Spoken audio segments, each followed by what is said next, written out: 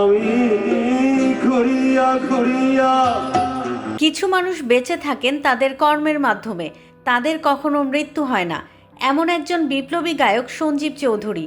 তার আমি তোমাকেই বলে দেব, হৃদয়ের দাবি, আমাকে অন্ধ করে দিয়েছিল চাঁদ, রিক্সা ইত্যাদি গানে ব্যতিক্রমী সব কথা ছুঁয়ে গেছে কোটি মানুষের প্রাণ। Double million offer Walton fridge কিনে পেতে পারেন 20 লক্ষ টাকা, রয়েছে কোটি কোটি টাকার নিশ্চিত উপহার। আজ সেই সঙ্গীত শিল্পী, গীতিকবি ও সাংবাদিক সঞ্জীব চৌধুরীর মৃত্যুবার্ষিকী।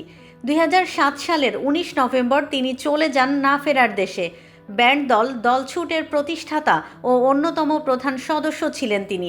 সঞ্জীব চৌধুরী ও বাপ্পা মজুমদার দুজনে মিলে তৈরি করেছিলেন দলছুট ব্যান্ডের অ্যালবামগুলো।